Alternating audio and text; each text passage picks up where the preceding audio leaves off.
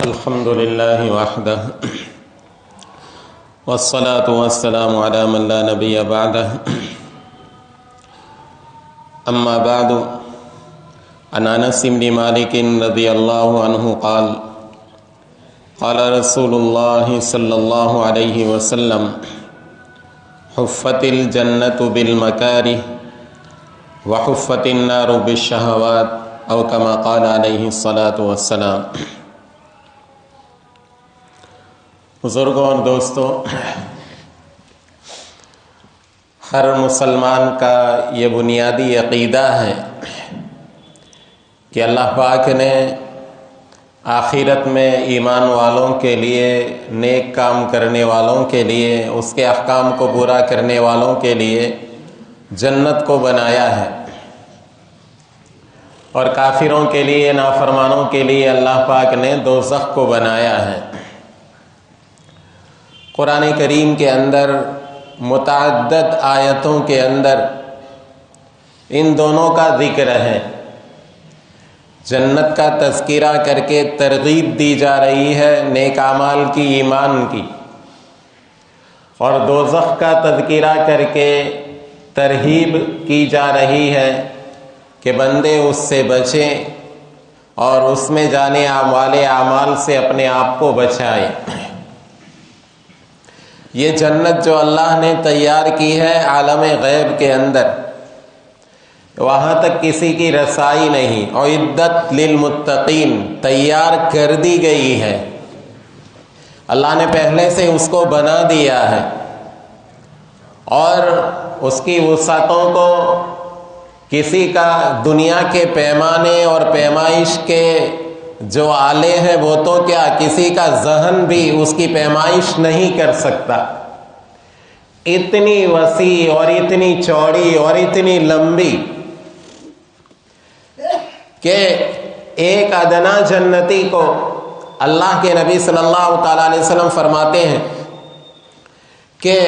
اتنا دیا جائے گا جہاں تک اس کی نگاہ پہنچے، جہاں تک اس کی نگاہ پہنچے۔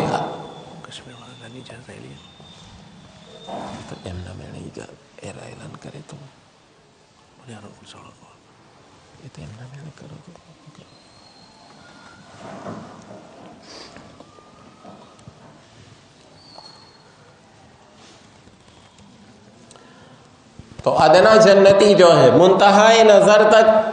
اس کو جو اللہ پاک ساز و سامان دیں گے، ایک ادنا جنتی کو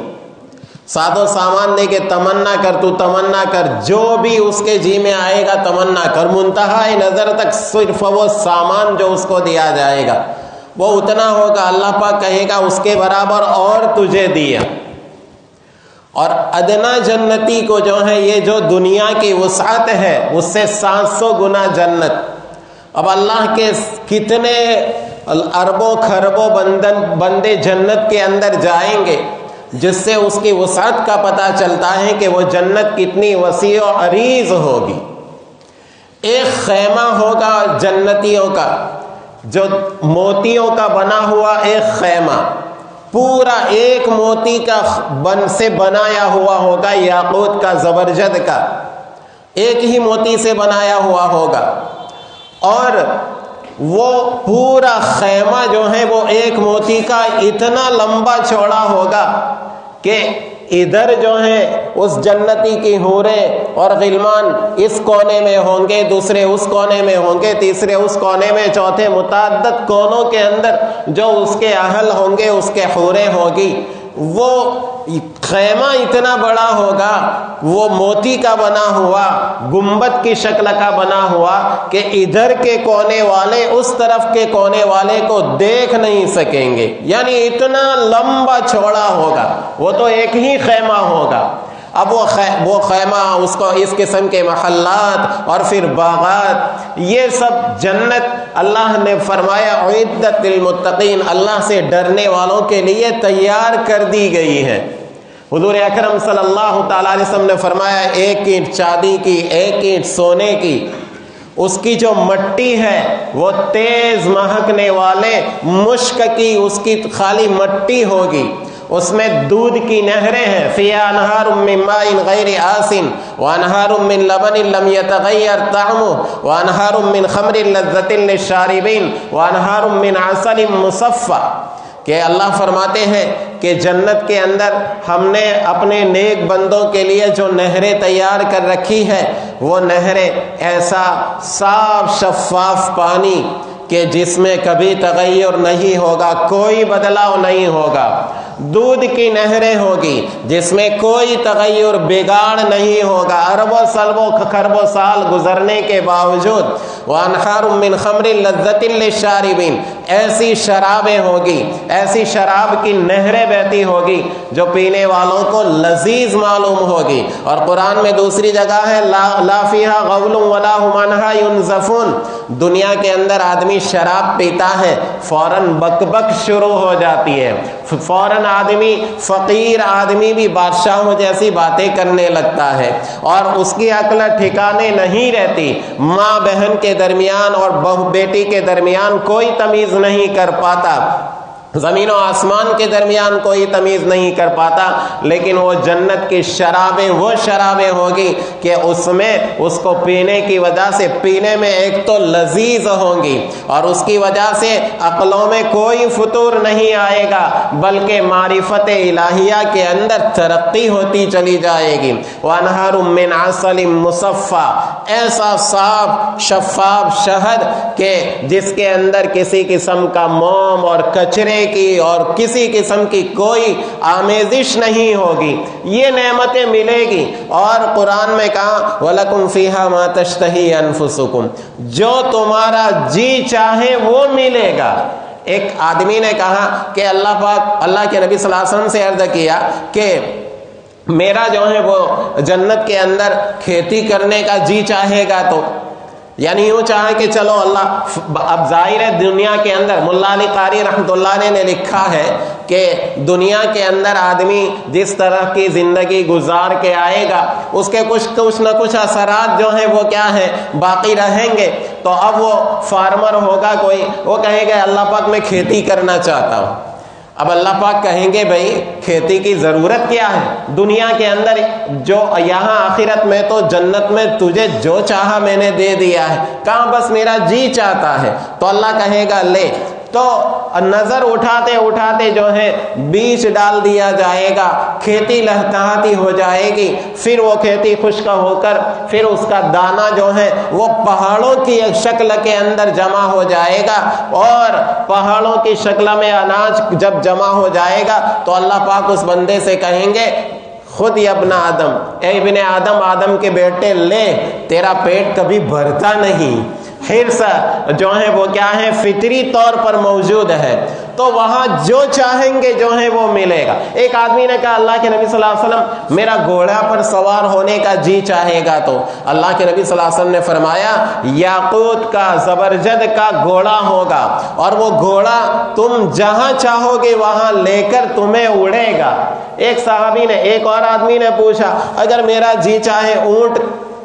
تو اللہ کے نبی صلی اللہ علیہ وسلم نے بات کو مختصر کرتے ہوئے کہا جو چاہے وہاں پر ملے گا۔ میں نے پہلے بھی کہا تھا کہ بھئی دیکھو جنت کے اندر بے تکی خواہشات ہوگی نہیں، کہ مثلا بیڑی پینے والے وہاں بیڑی کی خواہش کرے کہ مجھے بیڑی پینا ہے، وہاں ایسی بے تکی خواہشات ہوگی ہی نہیں۔ تو خیر اللہ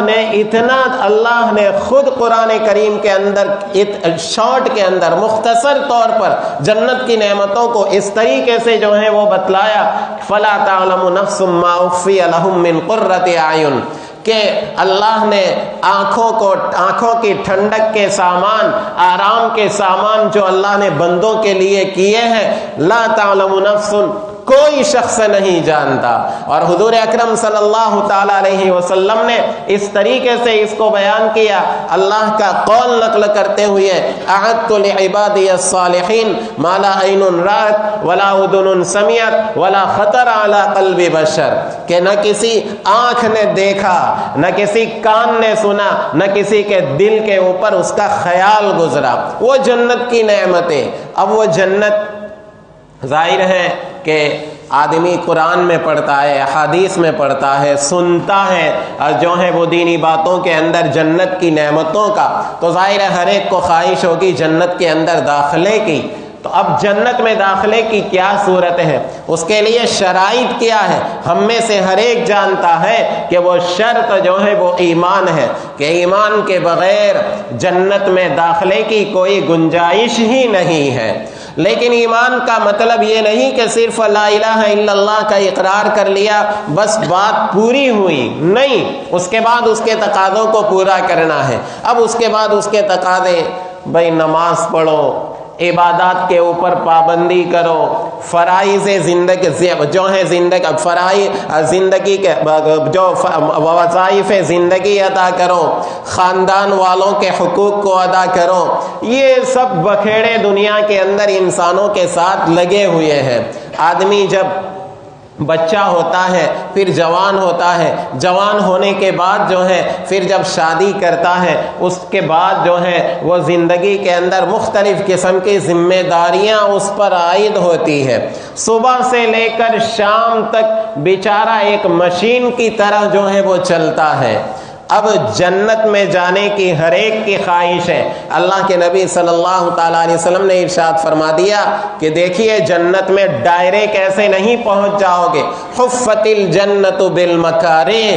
کہ جنت کی چاروں طرف جو بارڈر لگائی گئی ہے وہ بارڈر کو پار کرنا ضروری ہے۔ وہ بارڈر کیا ہے؟ حفت الجنت بالمکارہ، کہ ایسے امور کہ جس کو کرنے میں دل پر مشقت گزر پڑتی ہے اور نفس کو شاق پڑتا ہے، نفس اس کے لیے تیار نہیں ہوتا،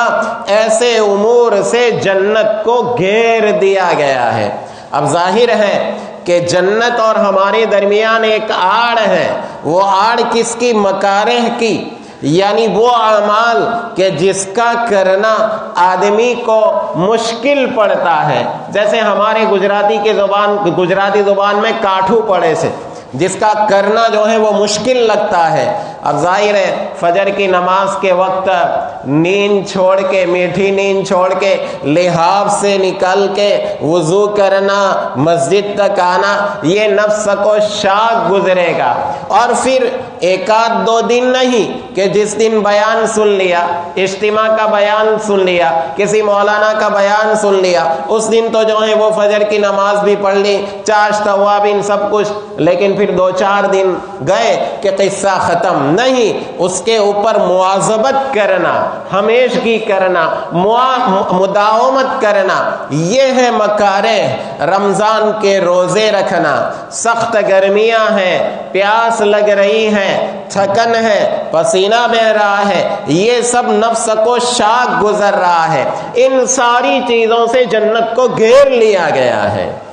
تو جنت میں جانا ہے تو ان سب مکارہ سے نمٹنا پڑے گا۔ وضو کرنے کا جی نہیں چاہے گا، وضو کرنا پڑے گا۔ آدمی چاہے گا بے فکرہ ہو کر زندگی گزارے، میرے اوپر کسی قسم کا کوئی فکر اور کوئی ٹینشن میرے اوپر نہ ہو، میرے اوپر کسی قسم کی ذمہ داری نہ ہو۔ بہت سی مرتبہ آدمی اکتا جاتا ہے کہ یہ کیا، صبح سے لے کر شام تک ایک مشین کی طرح چلنا، صبح نماز پڑھو، نماز کے بعد پھر دکان کھولو، دکان پر بیٹھے رہو، کھانے کا انتظام کرنے کا، سبزی وغیرہ کا انتظام کرنے کا، بچوں کے اسکول کی فکر کرنے کی، مدرسے میں بھیجنے کی فکر کرنے کی، اور گھر والوں کے دوسرے مطالبے پورے کرنے کے، سماجک دوسرے مسائل کو نمٹانے کے، یہ ساری جب ذمہ داریاں آدمی پر آتی ہے تو بہت سی مرتبہ آدمی کو دل پر یوں گزرتا ہے کہ یہ تو کوئی ہماری زندگی ہے،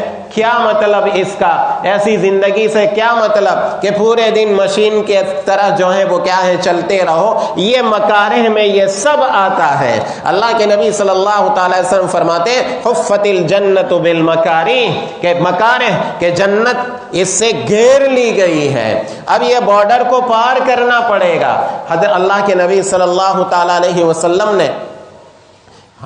جب جنت کو پیدا کیا تو حضرت جبرائیل علیہ السلام کو بھیجا کہ جاؤ ہماری جنت دیکھاؤ۔ حضرت جبرائیل علیہ السلام دیکھ کر آئے، پوچھا کیسا پایا؟ کہا کہ اللہ پاک جنت تو آپ کی بہت بڑی نعمتوں سے بھری ہوئی ہے، کوئی بھی بندہ اس کے بارے میں سنے گا کہ جنت میں ایسی ایسی نعمتیں ہیں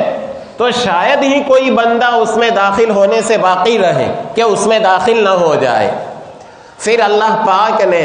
اسی جنت کو مکارہ سے ڈانپ دیا، پابندیوں سے، شریعت کی پابندی، نماز کی پابندی، روزوں کی پابندی، اور رزق کے طلب کرنے میں پابندیاں، نگاہ کو جو ہے آنکھوں سے دیکھنے نہ دیکھنے کی پابندیاں، کانوں سے سننے نہ سننے کی پابندیاں، زبان سے بولنے نہ بولنے کی پابندیاں، یہ سارے مکارے اور وہ ایسے امور، راہ خدا میں جہاد کرنا، اللہ کے لیے اپنے آپ کو کھپانا، اور اسی طریقے سے زندگی کے اندر اللہ نے جو ذمہ داریاں ہم پر ڈالی ہیں وہ ذمہ داریوں کو اٹھانا، یہ سب مکارہ سے اور مشقتوں والے امور سے گھیر لیا اللہ نے۔ پھر حضرت جبرائیل علیہ السلام کو بھیجا، جاؤ دیکھاؤ۔ تو حضرت جبرائیل علیہ السلام واپس آئے، واپس آ کر کہا کہ باری تعالیٰ ایسا لگتا ہے کہ شاید ہی کوئی اس کے اندر داخل ہو سکے، بہت کم لوگ اس کے اندر داخل ہوں گے، لہذا جنت بے شک اللہ کا بہت بڑا انعام ہے، بہت بڑا مہمان خانہ ہے، لیکن اس میں داخلے کے لیے یہ سارے امور کو ہمیں انجام دینے پڑیں گے، شریعت کی پابندی کرنی پڑے گی، قدم قدم پر پابندی کرنی پڑے گی۔ اسی لیے کہا گیا الدنیا سجن المؤمن و جنت للکافر، دنیا تو مومن کے لیے قید خانہ ہے، یہاں پابندیاں ہیں اس کے لیے، چلنا ہو تو بھی پابندی، دیکھنا ہو تو بھی پابندی، بولنا ہو تو بھی پابندی، کمانا ہو تو بھی پابندی، یہ ساری پابندیاں جو ہیں وہ لگی، یہ سب مکارہ کے اندر آتا ہے۔ یہ سب پابندیاں یہ اس بات کو بتلا رہا ہے کہ بھائی ہم یہاں پر مقید ہیں، جکڑے ہوئے ہیں، اور کچھ زیادہ لمبا مدت جکڑا رہنا نہیں ہے، بلکہ ایک مدت کے بعد جب یہ آنکھیں بند ہوگی اور آخرت کی طرف جب ہم منتقل ہوں گے، وہ زندگی ہوگی ابد الآباد کی، کہ دنیا کو اس وقت قیامت کے دن بہت سے لوگ اول سے لے کر آخرین تک آئیں گے، کوئی 1000 سال کی عمر گزار کے آیا ہوگا، کوئی 500 سال کی، کوئی 200 سال کی، کوئی 100 سال کی، یہ سب لوگ جب آخرت کے اندر جائیں گے اور آخرت کا سما جب قائم ہوگا تو ان آخرت کی زندگی کے مقابلے میں ایسا لگے گا کأنہم یوم یرونہا لم یلبثوا الا عشیۃ او ضحاہا، ایسا لگے گا دنیا میں ایک صبح یا ایک شام رہ کے آئے، ایسا لگے گا۔ اتنی مدت تھوڑی پابندیاں اٹھانا ہے، ان مکارہ کو برداشت کرنا ہے، تو جنت اتنی سستی نہیں کہ ایسی ہی مل جائے۔ آج دنیا کے اندر کسی اچھی جگہ، معمولی جگہ جو ہے وہ اگر کوئی دریا کنارے کسی کو پلاٹ لینا ہو تو ظاہر ہے کہ عام آدمی تو بیچارہ سوچ ہی نہیں سکتا، بڑا ارب پتی ہو وہ جا کے جو ہے وہ دریا کنارے کوئی فلیٹ لے سکتا ہے، کوئی پلاٹ لے سکتا ہے۔ اللہ کے نبی صلی اللہ تعالی علیہ وسلم نے ارشاد فرمایا کہ اتنی مقدار کہ جو ناخون پر آ جائے، جنت کی نعمتوں میں سے اتنی مقدار جو ناخون پر آ جائے، اتنی مقدار پوری دنیا ان تمام سے بہتر ہے، ان تمام سے بہتر ہے۔ اب اتنی مہنگی اللہ کی جنت، اتنی قیمتی اللہ کی جنت، اور ہم یوں چاہتے ہیں کہ کچھ نہ کرنا پڑے، فجر کے لیے آنا نہ پڑے، بس دعاؤں سے کام چل جائے، رمضان کے روزے رکھے نہ رکھے، بس ایسے ہی کام جو ہے وہ چل جائے، ذمہ داریاں اٹھائے نہ اٹھائے، بس ایسے ہی جنتیں مل جائے۔ محترم دوستوں اور بزرگوں، یہ کہاں کی نظر انصاف ہے ہماری کہ ایک معمولی دنیا کا فائدہ حاصل کرنے کے لیے تو ہم پسینے کے پسینے بہا دیں، لیکن اللہ کی اتنی عظیم نعمت اور جس جنت کے لیے فجر کی نماز کے وقت ہماری مسجدیں خالی ہو، ہم اتنا بھی اپنے نفس کے اوپر بوجھ ڈال کے 4 قدم جو ہے وہ مسجد تک نہ آ سکے، یہ ہمارے لیے کتنی بڑی محرومی کی بات ہے۔ مسجد کے پڑوسی، ہماری مسجدوں کے اندر تمام تقریباً ساری مسجدوں کا اگر آپ سروے کریں گے تو دیکھیں گے کہ مسجد کے آس پاس کے پڑوسی جو ہیں ان پڑوسیوں وہاں رہنے والوں کی جو تعداد ہے وہ تعداد بھی مسجد میں فجر کی وقت نہیں ہوتی ہے۔ اللہ کا اتنا بڑا انعام کہ مسجد کا پڑوس نصیب کیا اور مسجد کے پڑوس میں رہ رہے ہیں، 4 قدم پر مسجد ہے، 50 قدم پر 100 قدم کے اوپر مسجد ہے، اور مؤذن کی آواز جو ہے وہ ہم سن رہے ہیں، لیکن اس کے باوجود یہ ہمارا نفس ہمیں بستر سے اٹھنے نہیں دیتا ہے۔ حفت الجنت بالمکارہ، یہ شاخ گزرے گا، مشکل پڑے گا، انہی مشکلات سے جنت کو گھیرا گیا ہے، لہذا جنت میں جانے کے لیے ان مشکلات کو گوارا کرنا پڑے گا، تھوڑا ہمیں نفس کے اوپر مشقت ڈالنی پڑے گی۔ آخر کچھ اللہ کے بندے ایسے بھی ہیں کہ